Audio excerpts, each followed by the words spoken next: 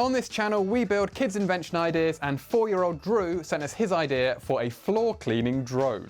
I want a floor cleaning drone that can mop the floor and can hoover and can use the broom.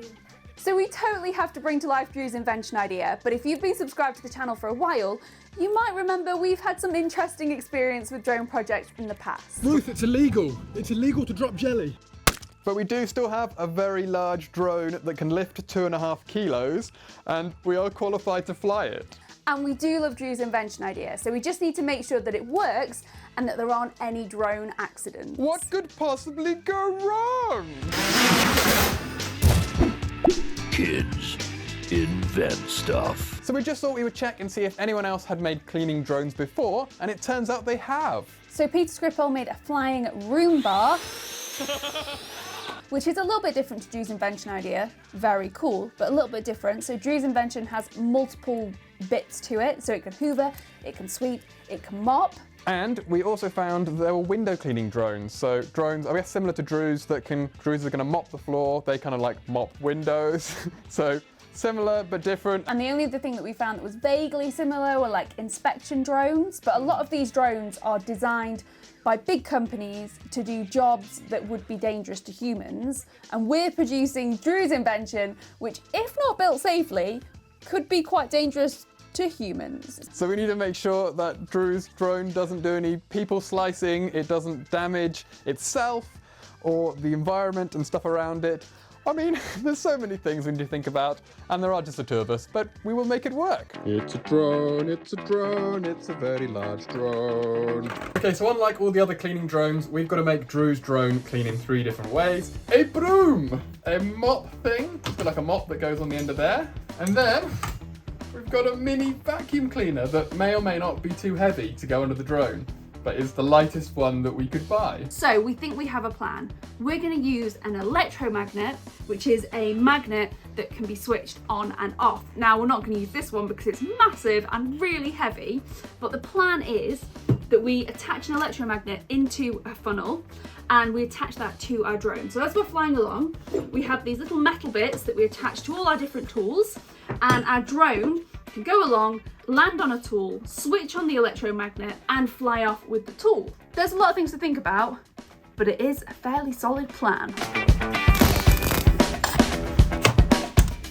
So the last drone project we filmed on this channel was the Jellycopter, which was a drone designed to pick up jelly and fly with it and in theory drop it. But before we tested it, we realised that technically in the UK, it is illegal to drop anything from a drone. So this time we've been very careful to make sure that we check all of the drone regulations so we don't break any rules. We have done our drone test, so we have our drone licence to fly it, and hopefully everything should go to plan.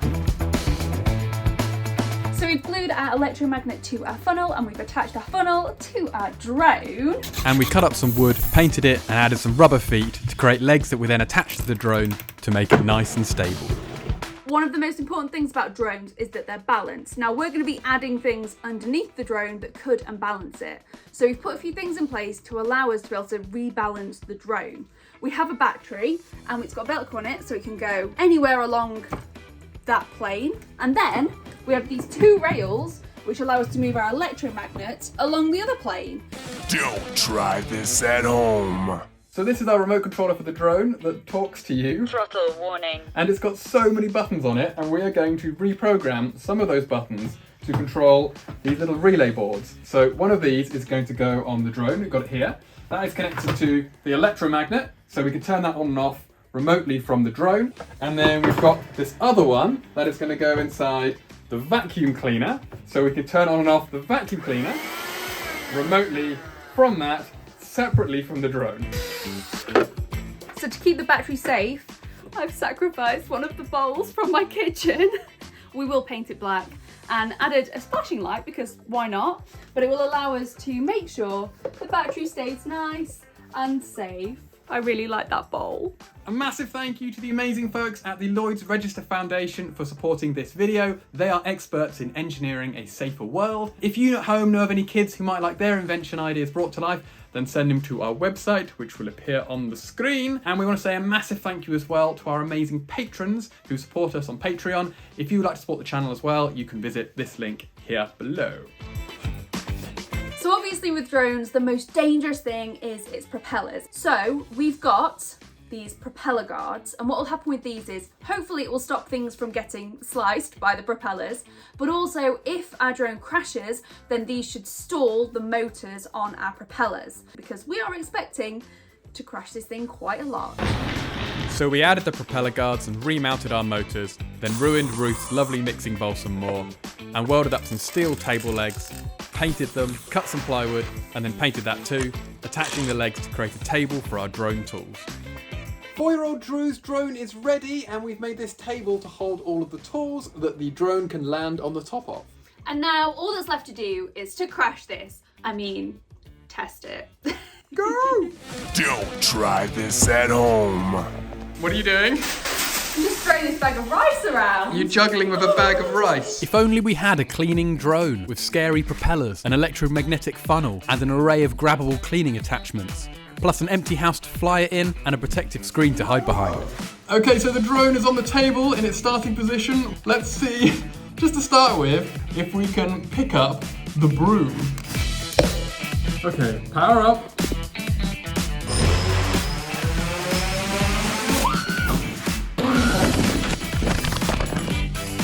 So we're gonna move the table away from the protective screening so that the drone can have a bit more space when it takes off. Let's see if we can fly this thing. Fly being the word, not crash. Yes.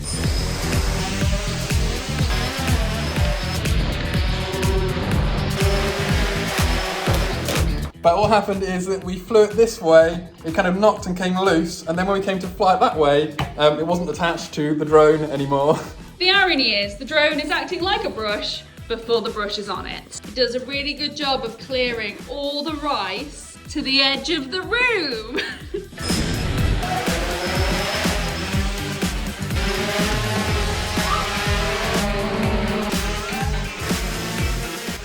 a flying broom!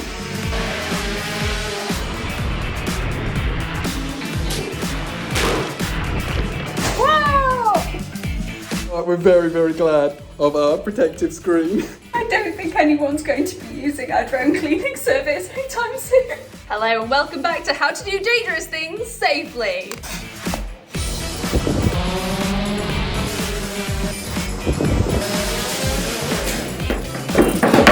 One of the most important things about drones is that they're balanced. This is a little bit like being in a room with 6 electric strimmers. We're very glad we've got the screen. So we've crashed this a few times now, but our propeller guards and our flashing light bowl from Ruth's kitchen are doing a really good job of protecting everything.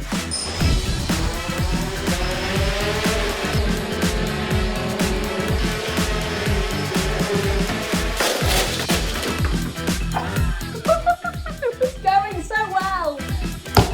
Vacuum cleaner on.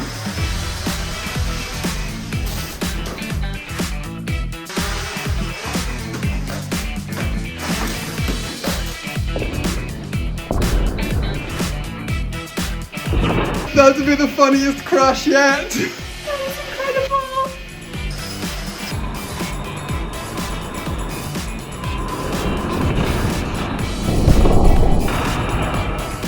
The brush was very clumsy and crashed a lot. The mop was very clumsy and crashed a lot. But the vacuum cleaner, for about a second and a half, vacuumed this piece of floor. Drew's invention has legs. Well, a broom. And we still have all of our fingers, so it's safe to say the winner of this invention test was safety. That is so cheesy.